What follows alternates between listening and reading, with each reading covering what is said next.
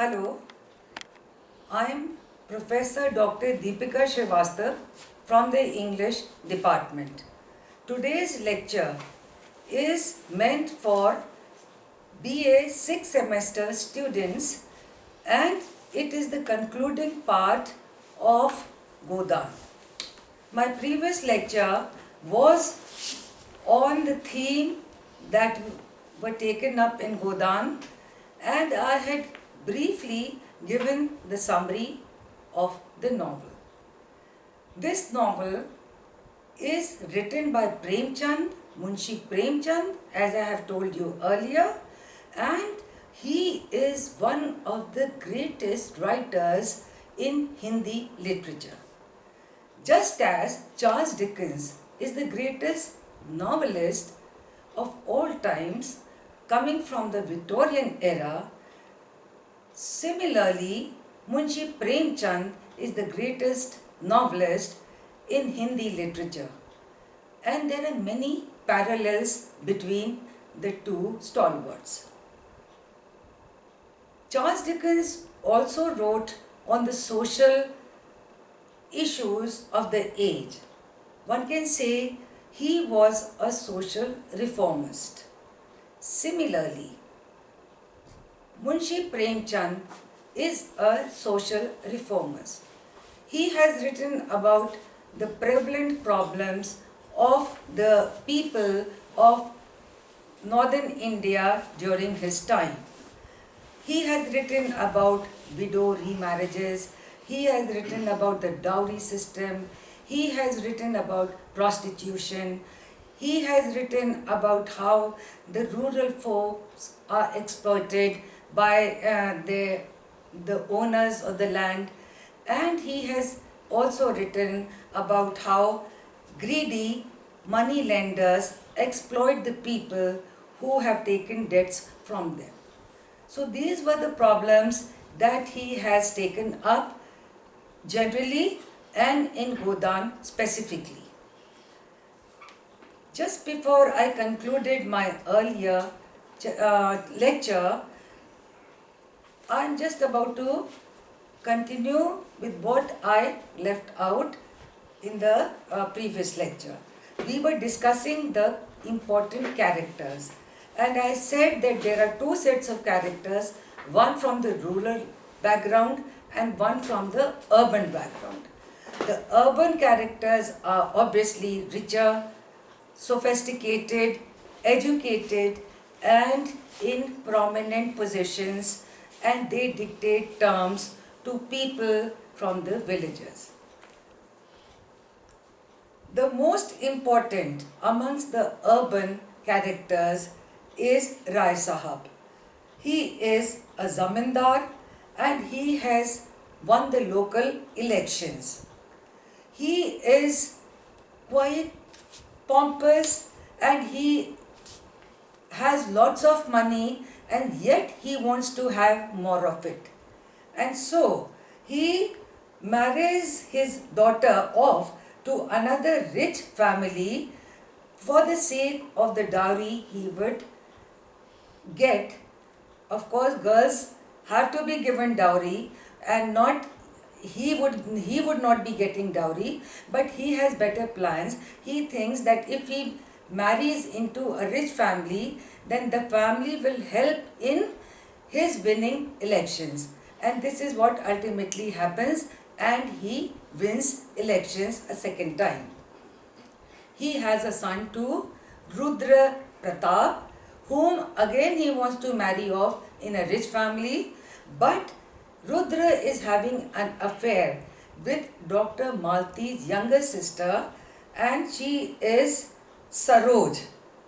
And no matter what his father felt, the boy had the guts to marry the girl of his choice, and both of them then migrated to England.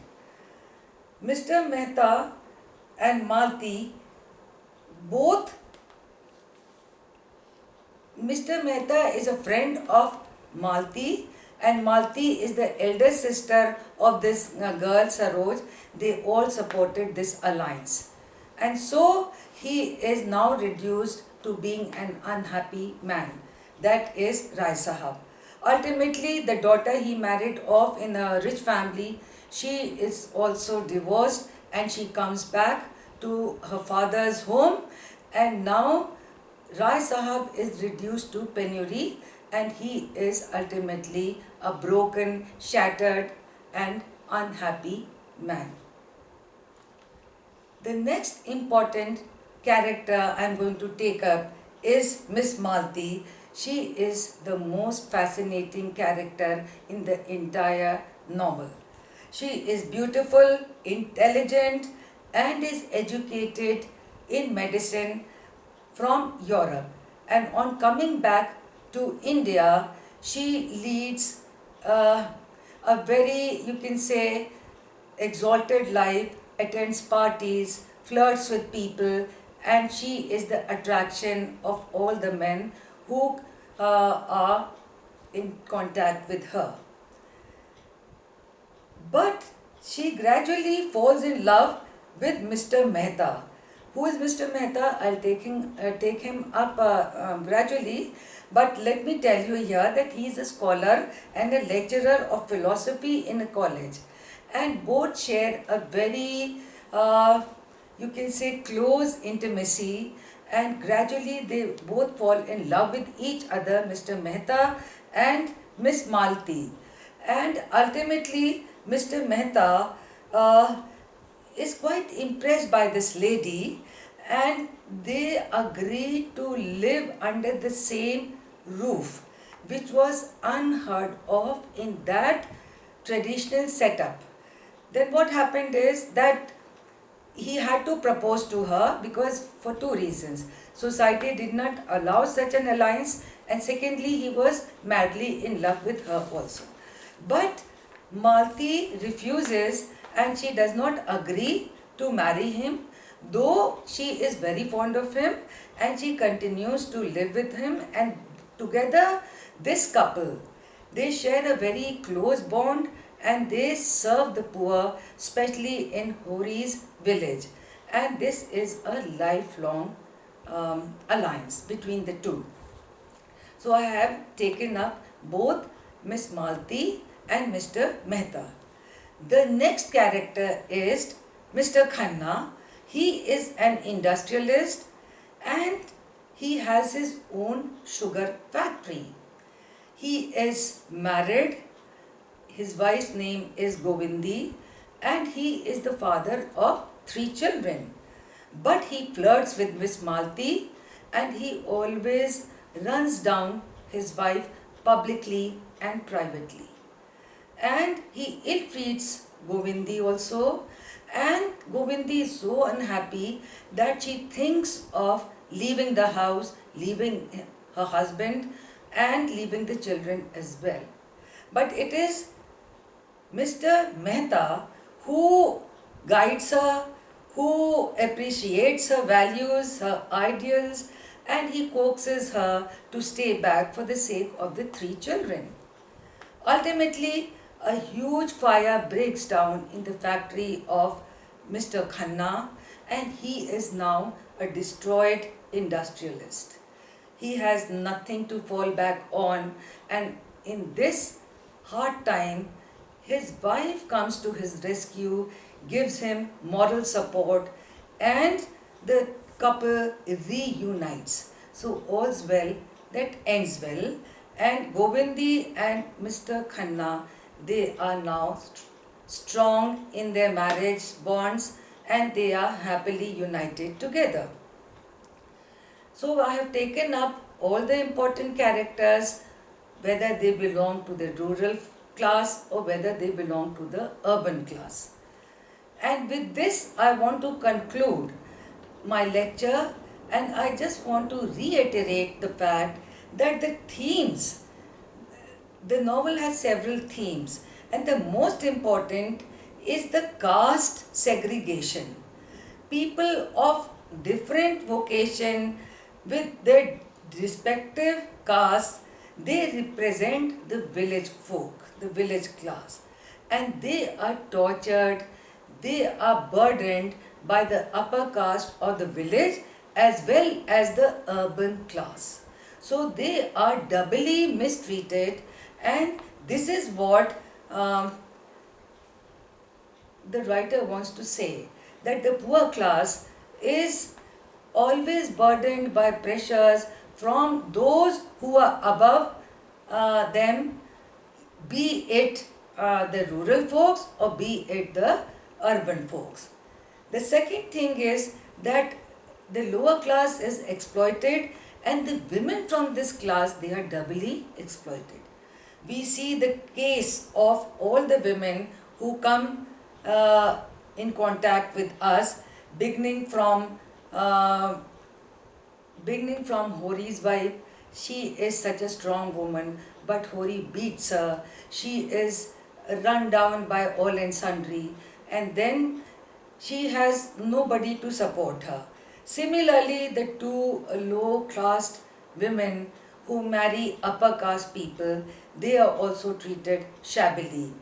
The only person who is uh, better off is Malti here, who is given due respect because of her position, because of her education.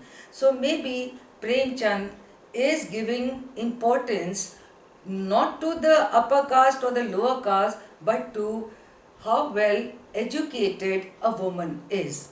If she is well educated, she could dictate her own terms as Malti does. She prefers to remain a spinster, though she has a close bond with her friend.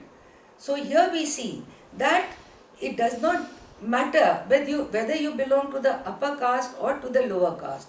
How strong you are in your education is what matters. She is a doctor and she could be independent financially and otherwise also.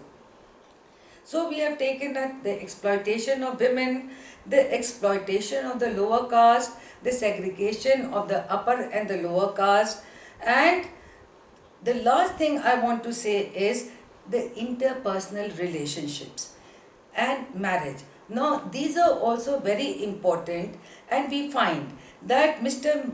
Mehta and Miss Malti, they have serious, thought-provoking discussions, and so their bond is based on these discussions, the interpersonal relationships they have. It is not important for them to be married.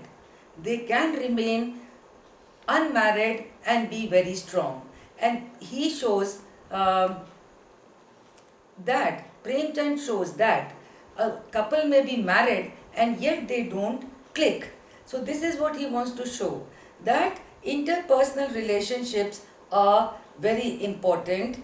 And you see that Gobar and Jhunia, they have so many problems, but ultimately they also come together. So he shows that the best thing is to remain united.